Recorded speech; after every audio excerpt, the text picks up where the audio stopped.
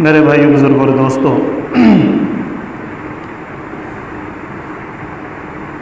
اللہ جل شانہ نے جتنے بھی انبیاء علیہ الصلوۃ والسلام کو دنیا کے اندر مبعوث فرمایا،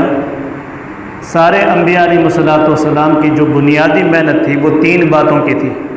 توحید، رسالت اور آخرت۔ اور انہی تین عقیدوں کی، انہی تین بنیادوں کی اللہ جل شانہ نے قرآن میں شروعات فرمائی ہے۔ الحمدللہ رب العالمین، یہ توحید، الرحمن الرحیم رسالت، اور مالک یوم الدین یہ آخرت، کہ اللہ جل شانہ نے اپنا بن کے چلنے کی ہمیں ایک حکم دیا ہے کہ میرے بن کے چلو، میرے علاوہ کسی کے ساتھ دل نہ لگاؤ، لا الہ الا اللہ۔ تمہارے دل میں ہی اللہ جل شانہ کی بڑائی آ جائے اور تمہارے دل کے اندر اللہ جل شانہ کا جو غیر بسا ہوا ہے، یہ اللہ جل شانہ کا غیر نکل جائے، اس لیے یہ سب سے پہلی آواز لگوائی گئی، لا الہ الا اللہ۔ اور اسی لا الہ الا اللہ کو سمجھانے کے لیے ہر دور کے اندر انبیاء علیہ الصلوۃ والسلام دنیا کے اندر بھیجے گئے کہ صحیح کام کرو، غلط کام نہ کرو، کیونکہ تم نے مرنا ہے، مرنے کے بعد اللہ جل شانہ کے سامنے پیش ہونا ہے، اور اللہ جل شانہ کے سامنے پیش ہو کر تم نے اللہ جل شانہ کو اپنے ایک ایک اچھے یا برے عمل کا حساب دینا ہے کہ تم دنیا کے اندر جو آئے ہو یہ ایسے ہی نہیں آئے کہ تم ویسے ہی آ گئے۔ افحسبتم انما خلقناکم عبثا، کہ تم یہ سمجھتے ہو کہ ہم ویسے بیکاری دنیا کے اندر آ گئے، نہیں، تم بیکار نہیں آئے۔ ایک ایک اللہ جل شانہ تمہارے اچھے یا برے عمل کا حساب کر کے اللہ جل شانہ اگر تم نیک عمل والے ہوگے تو جنت کے اندر داخل کر دے گا، برے عمل والے ہوگے تو اللہ جل شانہ تمہیں جہنم کے اندر داخل کر دے گا۔ اللہ پاک اس کی ہم سب کی حفاظت فرمائے۔ تو اللہ جل شانہ نے ہر دور کے اندر انبیاء علیہ الصلوۃ والسلام کو بھیج کر اپنی پسندیدہ زندگی بھی بتائی کہ جتنے بھی دنیا کے اندر انسان آئیں گے وہ اپنی مرضی کی زندگی گزار کر جائیں گے تو ناکام ہو جائیں گے، اللہ جل شانہ والی مرضی زندگی گزاریں گے تو اللہ جل شانہ ان کو کامیاب فرما دیں گے۔ تو میرے بھائی بزرگ اور دوستو، حضور اقدس صلی اللہ علیہ وسلم کی جو امت ہے، اس پر بے انتہا اللہ جل شانہ کی رحمتیں ہیں، بے انتہا رحمتیں۔ ایک تو اللہ جل شانہ نے سب سے آخر میں بھیجا، سب سے آخر، یعنی قرآن ہم کھولتے ہیں تو قرآن کے اندر ہمیں گزشتہ امتوں کے واقعات ملتے ہیں کہ گزشتہ امتوں نے کیا کیا غلطیاں کی تھیں، پھر ان پر کیا کچھ عذابات آئے۔ اللہ جل شانہ نے حضور اقدس صلی اللہ علیہ وسلم کی امت کو آخری امت بنایا، اس کے بعد کوئی آنے والا ہے ہی نہیں، نہ ان کے بعد کوئی کتاب کسی کو ملے گی، نہ ان کے بعد کوئی نبی آئے گا، نہ ان کے بعد کوئی امت آئے گی کہ اس امت کے گناہوں کو بعد میں کسی اور کو سنایا جائے۔ اللہ جل شانہ نے ہمارے گناہوں کے اوپر کیا کر دیا؟ پردہ ڈال دیا۔ ایک تو اللہ جل شانہ نے ہمارے گناہوں کے اوپر بھی پردہ ڈالا، اور دوسری ہمیں نیکیوں کے لیے ایک زبردست قسم کا ماحول دیا ہے کہ ہم اگر ایک نیکی کریں گے تو ایک نیکی پر کم از کم من جاء بالحسنۃ فلہ عشر امثالھا، ایک نیکی پر کم از کم 10 نیکیوں کا وعدہ اللہ جل شانہ نے کر کے رکھا ہوا ہے، بلکہ ارادہ بھی کریں گے تو ارادے پر بھی کم از کم ایک نیکی ملے گی۔ اور اس کے مقابلے میں ایک آدمی گناہ کا ارادہ کرتا ہے، اس گناہ کے ارادے پہ اس کو کچھ بھی نہیں ملتا جب تک کہ وہ اس کو کر نہ لے، اور جب وہ آدمی اس گناہ کو کر لیتا ہے تو اس گناہ پر اس کو صرف ایک ہی گناہ کا بدلہ ملے گا، اس کو 10 گناہ اس کے سر کے اوپر نہیں لادے جائیں گے۔ تو اللہ جل شانہ نے ہمیں آخرت بنانے کے لیے زبردست قسم کا موقع دیا ہوا ہے، اور ہمیں یہ حکم بھی ہے اللہ جل شانہ کی طرف سے کہ وَابْتَغِ فِيمَا آتَاكَ اللَّهُ الدَّارَ الْآخِرَةَ، کہ تمہیں جو کچھ دنیا کے اندر جان دی گئی ہے، تمہیں مال دیا گیا ہے، تمہیں صلاحیتیں دی گئی ہیں، اور تمہیں باقی جتنی بھی نعمتیں دی گئی ہیں، حکم یہ ہے کہ ان نعمتوں کے ذریعے سے اپنی آخرت بناؤ۔ اگر ان نعمتوں کو صحیح استعمال کرو گے، اللہ جل شانہ کے مرضی کے مطابق استعمال کرو گے تو تمہیں جنت ملے گی، غلط استعمال پر اللہ جل شانہ کی طرف سے پھر جہنم ملے گی۔ اللہ پاک ہم سب کی حفاظت فرمائے۔ تو اللہ جل شانہ نے یہ موقع ہمیں دیا ہے، کہ زندگی ہمیں دی ہے، اس میں انسان کے پیچھے شیطان بھی لگا ہے، نفس بھی انسان کے ساتھ لگا ہے، مختلف قسم کے گناہ انسان سے کروا دیتا ہے، انسان کا دل نہیں بھی چاہتا لیکن پھر بھی آدمی وہ گناہ کے کام کر جاتا ہے۔ اللہ جل شانہ کی ذات عالی کے اوپر قربان جائیں کہ لمحہ بلمحہ اس نے ہماری مغفرت کے بہانے ڈھونڈ کے رکھے ہوئے ہیں۔ کہ اللہ جل شانہ چاہتا ہے کہ میں اپنے بندے کو بخش دوں۔ اب اللہ جل شانہ نے کیا کیا کہ ویسے تو ہر عمل کے اوپر اللہ جل شانہ کی طرف سے بخشش کا وعدہ ہے کہ تم راستے پر جا رہے ہو اور کوئی کانٹا اگر تمہیں پڑا ہوا مل گیا اس کو سائڈ پہ کر دو، اس پر بھی اللہ جل شانہ ہو سکتا ہے تمہاری مغفرت کر دیں۔ کسی کتے کو پانی پلا دیا اس پہ بھی اللہ جل شانہ تمہاری مغفرت کر دیں، اور کوئی بھی ایسا عمل جو اللہ جل شانہ کو پسند آ جائے وہ تمہاری مغفرت کے لیے کافی ہے۔ لیکن ایک بڑا، جس کو ہم سیزن کہتے ہیں دنیا کے اعتبار سے، ایک بڑا اللہ جل شانہ نے ہمیں ایک عنوان دیا ہوا ہے، وہ رمضان کا ہے کہ رمضان کے مہینے کے اندر اللہ جل شانہ کی تو وہ تو رحمتوں کا مہینہ، مغفرتوں کا مہینہ، جہنم سے خلاصی کا مہینہ ہے۔ اتنا بڑا دربار اللہ جل شانہ کی طرف سے سجایا جاتا ہے رمضان کے اندر۔ اب دنیا کے اندر ہم دیکھتے ہیں کہ جب کسی دربار کے اندر کسی بڑے کے سامنے جب آدمی حاضر ہوتا ہے، ایس ایچ او صاحب کے سامنے جاتا ہے، ایم پی ایس صاحب کے سامنے آدمی جب جاتا ہے تو کس طرح جاتا ہے؟ پہلے اپنے لباس کو ٹھیک کرتا ہے، اپنے آپ کو تیار کر کے پھر اس کے اندر داخل ہوتا ہے۔ تو فرمایا کہ یہ جو شعبان کا مہینہ ہے، رمضان ہو گیا، شعبان ہو گیا، تو یہ مہینہ یہ گویا جو ہے نا رمضان کا دروازہ ہے۔ علماء نے اس کو رمضان کا دروازہ لکھا ہے۔ اب جیسے دروازے کے اندر ہم جب داخل ہوتے ہیں تو پھر سے ہم اپنی واسکٹ بھی ٹھیک کرتے ہیں، اپنے کرتے کو بھی ٹھیک کرتے ہیں، اپنی پگڑی کو بھی ٹھیک کرتے ہیں۔ تو اسی طریقے سے ہم اب چونکہ رمضان کے دن قریب سے قریب تر آتے جا رہے ہیں تو ہم اپنی پگڑی کو جیسے ٹھیک کرتے ہیں، لباس کو ٹھیک کرتے ہیں، ایسے ہم اپنے اعمال کو بھی ٹھیک کرنے کی کوشش کریں کہ ایک آدمی باہر سے بالکل ٹھیک ٹھاک ہو کے جب اندر جاتا ہے تو اس کی بات بھی سنی جاتی ہے۔ دیکھیں نا، دنیا کے اعتبار سے بھی اگر ایک آدمی ایسا ہو کہ اس آدمی کی وضع قطع ٹھیک نہ ہو تو پھر اس کی بات بھی اس طریقے سے نہیں سنی جاتی۔ تو اس میں ایک بڑا، اس میں تیاری کے لیے اللہ جل شانہ نے شعبان کا مہینہ دیا ہے۔ تو اس کے بارے میں اور بہت سے احکامات ہیں۔ ایک حکم یہ بھی ہے کہ حضور اقدس صلی اللہ علیہ وسلم اس مہینے کے اندر کثرت سے روزے رکھا کرتے تھے، کثرت کے ساتھ روزے رکھا کرتے تھے۔ اور حضور اقدس صلی اللہ علیہ وسلم کی طرف سے یہ حکم بھی ہے کہ آخری جو 2 دن ہیں ان 2 دنوں کو چھوڑ کے پورے مہینے آدمی روزے رکھے، پورے مہینے آدمی کیا کرے؟ روزے رکھے۔ اور پھر ہمارے جو ماحول کے اندر عام طور پہ ایک بات مشہور ہے کہ 15 شعبان کا روزہ رکھا جاتا ہے۔ اس مہینے میں 15 شعبان کا روزہ خصوصیت کے ساتھ رکھا جاتا ہے۔ تو علماء کرام فرماتے ہیں کہ 15 شعبان کا روزہ اس کی کوئی، یعنی کہ جس کو کہتے ہیں مضبوط قسم کی حدیث کے اندر اس کی کوئی فضیلت وارد نہیں ہوئی کہ صرف 15 شعبان کا روزہ ہو، ایسی کوئی حدیث بھی کسی کتاب کے اندر نہیں ملتی۔ تو اب دوسری بات اس کے اندر یہ ہے کہ حضور اقدس صلی اللہ علیہ وسلم نے جب پورے مہینے روزے رکھنے کا کہا ہے، پورے مہینے روزے رکھنے کا کہا ہے، اور 15 شعبان کی کوئی مضبوط قسم کی روایت بھی نہیں ملتی، تو اس کو ضروری نہ سمجھا جائے۔ 15 شعبان کے روزے کو اگر کوئی سنت سمجھ کر کرے گا تو ہو سکتا ہے کہ یہ بدعت میں بھی داخل ہو جائے۔ اب اس کی یہ صورت ہے کہ جیسے کل کا دن تھا 13، پھر آج 14 اور کل 15 شعبان کا روزہ وہ کل آ رہا ہے، ہفتے والے دن۔ بعض لوگوں نے آج بھی رکھا ہوا ہے، تو آج نہیں ہے، وہ کل کا دن ہے، ہفتے والا دن، تو ہفتے والے دن کا روزہ ہے۔ تو اب وہ جو روزہ ہے کسی نے اگر رکھ لیا تو اس میں کوئی حرج والی بات نہیں ہے، لیکن اس میں جو ہے یہ ذہن نہ رکھا جائے کہ یہ سنت ہے۔ 15 شعبان کا روزہ یہ سنت نہیں ہے۔ ہاں، وہ تو 13، 14، 15 ایام 20 کے جو روزے ہیں اس کے ضمن میں ویسے بھی آ رہا ہے۔ جس آدمی کی عادت ہے یا عادت نہیں ہے وہ اس مہینے میں اگر 13، 14، 15 کا روزہ رکھ لے تو 15 کا روزہ اس میں بھی آ جاتا ہے۔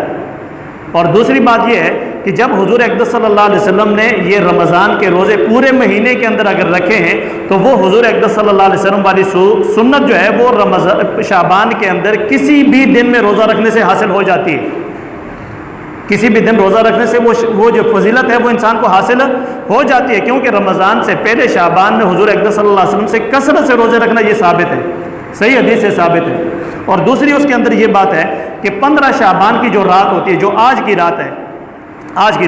تو آج کی اس رات کی عبادت کے بارے میں بہت زیادہ اہتمام پایا جاتا ہے۔ ہر جگہ پہ پوری امت مسلمہ کے اندر 15 شعبان کی جو رات ہوتی ہے، شب بارات جس کو کہا جاتا ہے، اس میں لوگ عبادت کا اہتمام کرتے ہیں۔ تو اب علماء کرام فرماتے ہیں کہ اس کے بارے میں تقریباً جو 10 صحابہ کرام رضوان اللہ تعالی مجمعین سے روایات ثابت ہیں، لیکن وہ ساری روایات وہ اس درجے کی ہیں کہ جن کی سند کے اعتبار سے وہ کمزور ہیں، سند کے اعتبار سے کمزور ہے۔ لہٰذا یہ بعض علماء کرام نے لکھا ہے کہ بھئی اس رات کے اندر کوئی عبادت ثابت نہیں ہے۔ تو اب مفتی تقی عثمانی صاحب وہ فرماتے ہیں مدظ لہ، فرماتے ہیں کہ بھئی روایتوں تو کمزور ہیں، لیکن جب کمزور روایتیں ایک ہی مضمون کے اندر زیادہ تعداد میں آ جائیں تو پھر اس عمل کی کمزوری ختم ہو جاتی ہے،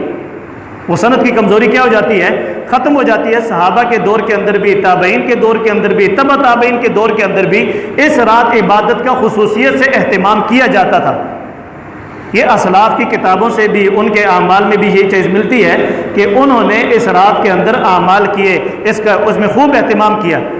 لیکن ایک بات یہ ہے کہ جیسے ہم آج کل اخباروں میں بھی پڑھتے ہیں، سوشل میڈیا پہ، یہ فیس بک اور ان چیزوں کے اوپر ہر قسم کے لوگ آتے ہیں، وہاں پہ بھی وہ ہمیں تو یہ سمجھ نہیں ہے کہ یہ کس مسلک کا ہے، کس مذہب کا ہے، وہاں پہ ہر ایرا غیرہ وہ اپنی چیز ڈال دیتا ہے۔ علماء کرام سے پوچھ کر جب کریں گے تو سیدھے راستے پر چلیں گے۔ علماء کرام فرماتے ہیں کہ اس رات میں عبادت تو کرنی ہے، لیکن کوئی خاص عبادت منقول نہیں ہے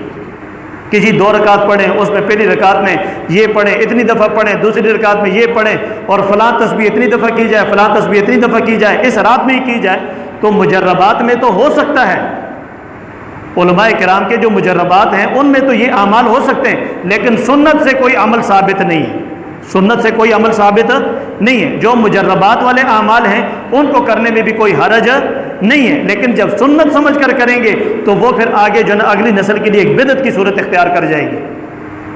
اور اگلی جو چیز ہے، حضور اقدس صلی اللہ علیہ وسلم سے اس رات کے اندر ایک جو عمل ملتا ہے کہ حضور اقدس صلی اللہ، پوری اب روایت بیان کرنے کا موقع نہیں ہے، تو ایک جو عمل ملتا ہے وہ جنت البقیع جانے کا ہے، قبرستان جانے کا ہے، کہ حضور اقدس صلی اللہ علیہ وسلم قبرستان گئے۔ تو حضور اقدس صلی اللہ علیہ وسلم کا یہ جو عمل ہے، فرمایا کہ یہ زندگی میں صرف ایک مرتبہ، 15 شعبان میں صرف ایک مرتبہ یہ ثابت ہے، ہر 15 شعبان میں یہ ثابت نہیں ہے۔ ایک آدمی اگر اس سنت پر عمل کرنا چاہتا ہے، یہاں ہمارے ہاں تو جاتے ہی نہیں ہے، 15 شعبان کو ہمارے لوگ قبرستان جاتے ہی نہیں ہیں، ہمارے ہاں تو یہ چیز نہیں ہے، لیکن شہروں کے اندر بڑی خصوصیت سے بعض علاقے ایسے ہیں کہ وہ 15 شعبان کو جو ہے نا وہ رات کو قبرستان جو ہے ایسا بنا ہوتا ہے جیسے دن بنا ہوتا ہے، چراغاں ہوتا ہے وہاں پہ، لائٹنگ ہو رہی ہوتی ہے بڑی زبردست۔ تو یہ ایک بدعت بن گئی ہے۔ تو علماء کرام فرماتے ہیں کہ حضور اقدس صلی اللہ علیہ وسلم کا جو ایک عمل تھا وہ زندگی میں ایک مرتبہ کر لینا چاہیے۔ جب حضور اقدس صلی اللہ علیہ وسلم نے ایک مرتبہ کیا ہے تو ہم بھی کیا کر لیں، ایک مرتبہ اس عمل کو بھی ہم کر لیں، لیکن اس کو مستقل عادت نہ بنائیں۔ جو آدمی پہلے جا چکے ہیں اب ان کو جانے کی ضرورت نہیں ہے، وہ دن کسی وقت میں بھی قبرستان جیسے ہم جاتے ہیں تو جانا چاہیے۔ اور اگلی جو بات ہے کہ اس رات کے اندر اب عبادات کا کوئی خاص طریقہ اگر نہیں ہے تو نوافل، تسبیحات، تلاوت، دعا، جو اعمال، یہ 4 اعمال جو تبلیغ والے ہمیں بتاتے ہیں قرآن و سنت سے نکال کر کہ رات کے 4 اعمال، وہ جیسے باقی راتوں کے اندر ہم کرتے ہیں اسی طریقے سے اس رات کے اندر بھی یہی اعمال کرنے ہیں۔ اس رات کے اندر ہاں تھوڑا سا آدمی اہتمام کر لے، پہلے آدمی آدھا گھنٹہ پہلے جاگتا ہے اور وہ 2-4 نفل پڑھتا ہے، تو اس رات میں آدمی تھوڑا سا جلدی جاگ لے۔ پوری رات جاگنا بھی ضروری نہیں ہے، بعض دفعہ یہ بھی ہو جاتا ہے کہ ساری رات جاگ کے نفلیں پڑھ رہے، نفلیں، خود ہمارے ساتھ بھی اس طرح ہوا ہے، ساری رات نفلیں پڑھتے رہے، آخری وقت میں نیند آ گئی، فجر چلی گئی۔ تو ساری رات نفلیں پڑھنے سے بہتر ہے کہ فجر کی نماز آدمی جماعت کے ساتھ ادا کرے۔ ساری رات نفلیں پڑھنے سے بہتر کیا ہے کہ فجر کی نماز آدمی جماعت کے ساتھ ادا کرے۔ تو اس کے لیے ہم یہ گزارش کرتے ہیں کہ ساری رات جاگنے سے بہتر ہے کہ آخری جو وقت ہے 1 گھنٹہ 2 گھنٹے 3 گھنٹے جتنی کسی کی قوت استعداد ہے اس کے اندر رات کو جا کر اس میں نوافل بھی پڑھے جائیں، قرآن کی تلاوت بھی کی جائے، اس میں تسبیحات بھی کی جائیں، اور خصوصی طور پہ دعا کی جائے۔ ایک جو دعا کا عمل ہے، یہ دعا کا عمل اس کے اندر بڑی ایک کمی پائی جاتی ہے۔ اور پھر فرمایا کہ ان سارے اعمال کرنے سے، یہ جتنے بھی اعمال بتائے جاتے ہیں یہ کرنے والے ہیں، لیکن فرمایا کہ نہ کرنے والے اعمال سے بچنا یہ کرنے والے اعمال سے مقدم ہے، کرنے والے اعمال سے مقدم ہے۔ کون سے اعمال؟ کہ جن کو نہ کرنے کا کہا جاتا ہے، کیونکہ نہ کرنے والے اعمال، یہ اس کی مثال ایسے ہے کہ جیسے جو نا گلاس الٹا پڑا ہوا ہو اور اس کے اوپر آپ دودھ ڈال رہے ہو، وہ پہلے سے بھرا ہوا ہے، اس کے اوپر آپ کوئی چیز ڈال رہے ہو تو اس کے اندر کوئی چیز جائے گی؟ نہیں جائے گی۔ تو اس واسطے ہم جو گناہ، جن گناہوں کے اندر ہم مبتلا ہیں، ان گناہوں سے پہلے توبہ کریں۔ اور فرمایا کہ اس رات کے اندر بعض لوگ ایسے بھی ہیں کہ جن کی اللہ جل شانہ کے ہاں مغفرت نہیں ہوتی۔ یہ میں نہیں کر رہا، یہ مولوی کی بات نہیں، یہ حضور اقدس صلی اللہ علیہ وسلم کی حدیث ہے۔ ایک تو وہ مشرک ہے جو اللہ جل شانہ کے ساتھ کی ذات میں شریک میں ذات میں صفات میں کسی کو شریک کرتا ہو، اور دوسری جس کے دل کے اندر کسی دوسرے مسلمان بھائی کے لیے بغض ہو، کینہ ہو، اپنے دلوں کو دوسرے مسلمانوں کے لیے کیا کر دیں؟ صاف کر دیں۔ اور جو آدمی جادو میں ملوث ہو، چاہے وہ کرنے والا ہو یا کروانے والا ہو، چاہے مردوں میں سے ہو چاہے عورتوں میں سے ہو، ایسے مرد کی ایسے عورت کی اس رات میں بخشش نہیں ہوتی۔ اور چوتھی جو چیز ہے وہ والدین کا نافرمان ہے، والدین کا نافرمان، اس کی بھی بخشش نہیں ہے۔ اور پانچویں جو چیز ہے کہ جو آلات موسیقی کا عادی ہو، آلات موسیقی کا عادی ہو، اور آج امت، اللہ پاک ہم سب کو معاف کرے، ہمارے موبائلوں کے اندر کیا چیز بھری ہوئی ہے؟ تو جن کے موبائلوں کے اندر یہ گند برابر یہ پڑا ہوا ہے، تو ہم اس رات کی عبادت سے پہلے ان گانوں کو ڈیلیٹ کر لیں، اپنے موبائلوں کو کیا کر لیں؟ اس گندگی سے صاف کر لیں، چاہے ہمارے گھروں کے اندر ہو چاہے ہمارے اپنے جیبوں کے اندر یہ چیز پڑی ہوئی ہے۔ فرمایا کہ اس سے بھی آدمی اپنے جو نا وہ اپنے عمل کو آدمی صاف کرے۔ اور ایک اور چیز فرمایا کہ جو اپنا پاجامہ جو ہوتا ہے نا، پاجامہ یہ ٹخنوں سے نیچے رکھے، تو فرمایا کہ یہ بھی اتنا بڑا گناہ ہے کہ اس رات میں اس آدمی کی بھی مغفرت نہیں ہوتی، اس سے بھی ہم توبہ کریں۔ اور ساتویں جو چیز ہے وہ قطع رحمی کرنے والا ہے،